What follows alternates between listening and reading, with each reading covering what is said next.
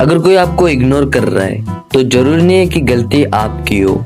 अक्सर दिक्कत ये होती है कि आप अब उनके काबू में नहीं रहे और ये बात हर कोई बर्दाश्त नहीं कर पाता। हर इंसान अपनी लाइफ में कभी ना कभी इग्नोर होता है। मैसेज सीन पर छोड़ दिया जाता है, बात का रिप्लाई लेट जाता है या फिर लोग पहले जैसे ट्रीट नहीं करते। लेकिन आज हम बात करेंगे डार्क साइकोलॉजी की, जहाँ इग्नोर होना सिर्फ एक कॉन्फिडेंस नहीं होता, वो एक स्ट्रेटजी होती है। पॉइंट 1, आप अब उसके काम के नहीं रहे। डार्क साइकोलॉजी का सबसे बेसिक रूल यही कहता है, इंसान तब तक वैल्यू करता है जब तक उसे आपसे कुछ मिल रहा हो। जैसे ही उसका फायदा खत्म होता है, आपसे इंटरेस्ट भी खत्म हो जाता है। एग्जाम्पल सोचो, कोई आपसे रोज बात करता था, जब उसे हेल्प चाहिए थी, जैसे ही उसका काम हो गया, रिप्लाई लेट, टोन ठंडी और फिर इग्नोर। ये दोस्ती नहीं थी, ये यूज था। पॉइंट 2, आप ज्यादा अवेलेबल हो गए हो। इंसान उस चीज की कदर नहीं करता जो उसे हमेशा फ्री में मिल जाए।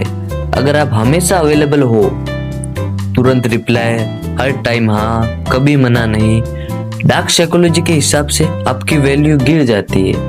याद रखना, जो जितना इजीली मिलता है वो उतना इजीली इग्नोर होता है। पॉइंट 3, आपका लेवल बढ़ने लगा है। ये रीजन थोड़ा डेंजरस है।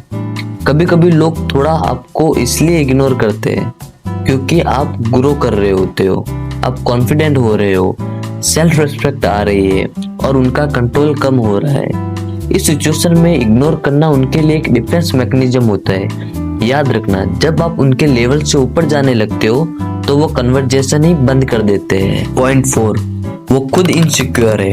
हर इग्नोर का रीजन आप नहीं होते। कुछ लोग आपसे बात इसलिए बंद कर देते हैं क्योंकि उन्हें खुद का सच दिखने लगता है। आपकी प्रेजेंस उन्हें रिमाइंड कराती है कि वो कहाँ पीछे रह गए हैं, इसलिए वो आपको नहीं, अपनी इनसिक्योरिटी को अवॉइड कर रहे होते हैं। पॉइंट 5, आप इमोशनली वीक दिखने लगे हो। डार्क साइकोलॉजी का एक रूल ये भी है कि लोग इमोशनल लोगों को रेस्पेक्ट कम देते हैं। अगर आप बार बार समझा रहे हो, रिप्लाई के लिए भीख मांग रहे हो या इग्नोर होने पर रिएक्ट कर रहे हो, तो सामने वाले को लगता है ये तो कंट्रोल में है। याद रखना, जिसे कंट्रोल किया जा सकता है उसे इग्नोर भी किया जा सकता है। डार्क रियलिटी, इग्नोर होना हमेशा पनिशमेंट नहीं होता है, कभी कभी एक टेस्ट होता है। अगर आप शांत रह पाते हो, रिएक्ट नहीं करते और अपनी लाइफ पे फोकस रखते हो, तो वही इग्नोर करने वाला वापस नोटिस करने लगता है। इसलिए याद रखना, इग्नोर होने का मतलब ये नहीं कि आप वीक हो। कभी कभी इसका मतलब होता है कि आप डेंजरस बन रहे हो और डेंजरस लोग सबको कंफर्टेबल नहीं लगते।